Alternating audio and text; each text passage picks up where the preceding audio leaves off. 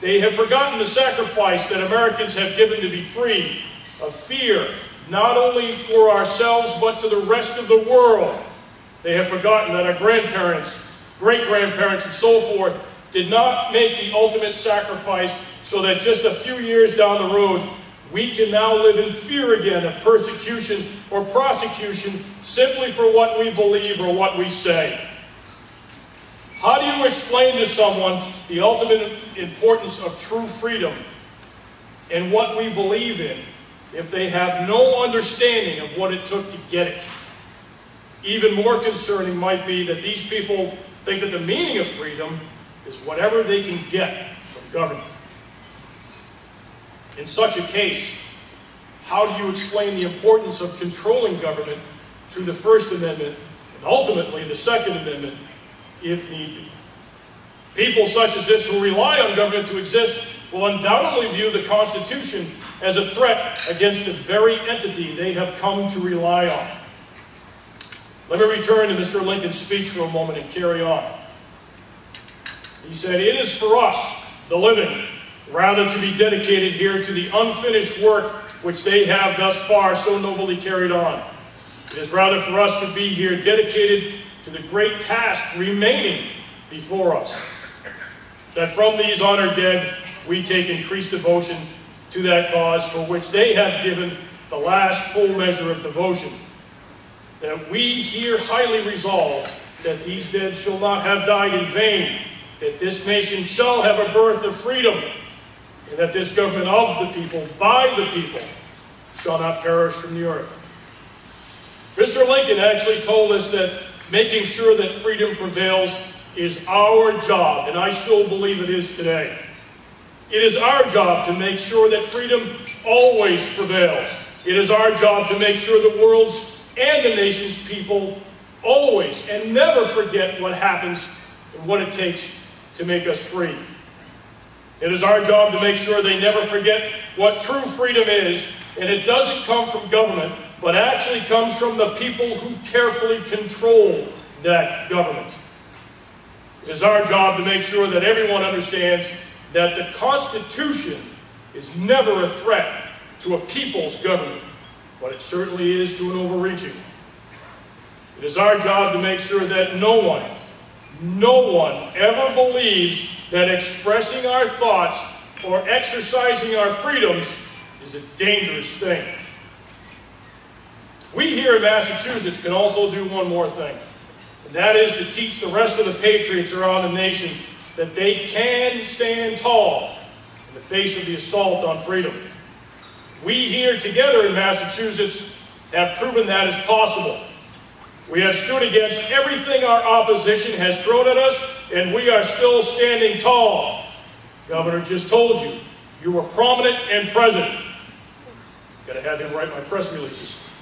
They tried to portray us as killers of children, the evildoers that stood in the way of reasonable gun control legislation. Just this month, Governor Patrick blamed the gun lobby for being too prominent present in the State House. For decades, they have tried to portray us as bigots, racists, gun nuts. Of course, the last one might be true if you ever visited the candy store in Usino Drive, but that's a different whole situation. The governor's solution to stopping crime in the inner cities is to put us in jail for illegally buying more than one gun in a 30-day period. And so far, we've stopped that. But somehow, because of that, we are evil.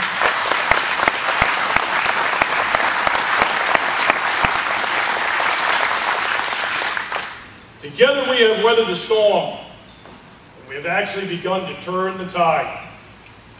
Gold and its members are living proof that this nation and its patriots can weather the storm, can weather the assault on freedom and on us personally.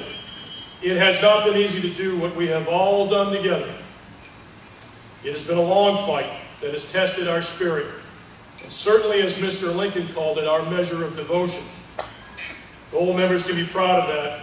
You stood your ground when many, far too many others have fled. They've shied away from the fight and hid from the storm of lies and deceit that was thrown at us. Together, you have begun to turn the tide It is because you have stood your ground and held your beliefs that freedom itself is the true path to safety in every right.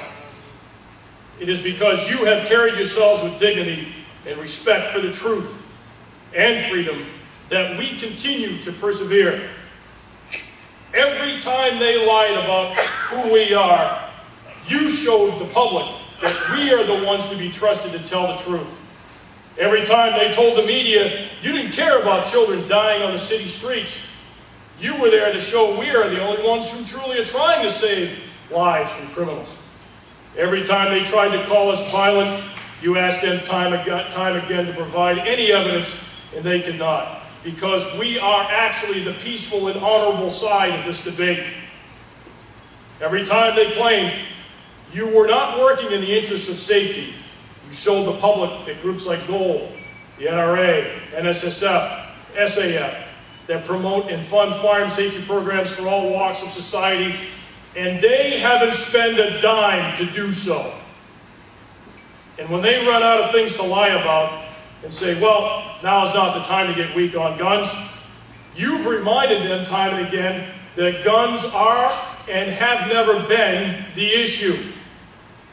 The protection of civil rights, the protection of lawful citizens, the need to address the human criminal element running rampant on our city streets, the gangs preying on inner city children and single moms. Those are the issue. It's civil rights and public safety. Do we need to say it any more clear than that?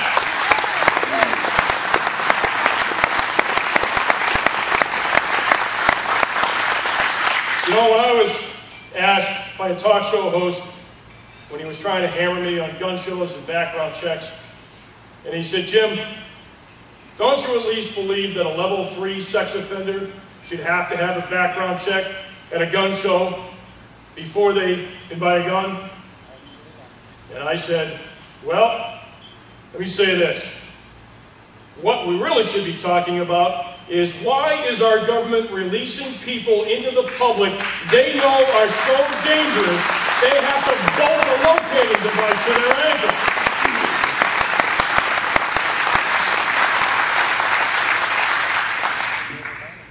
That's the debate we should be having.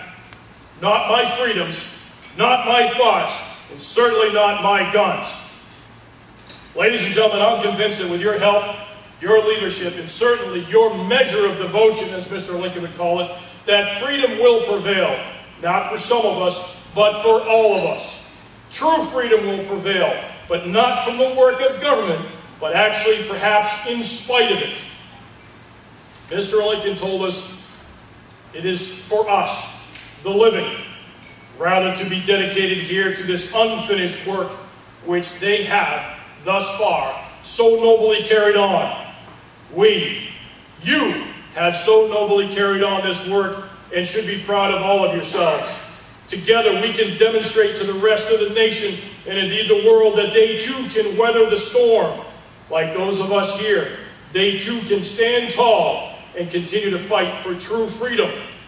That this nation shall have a new birth of freedom, that this government of the people, by the people, and for the people shall not perish from this earth. Thank you, and God bless America.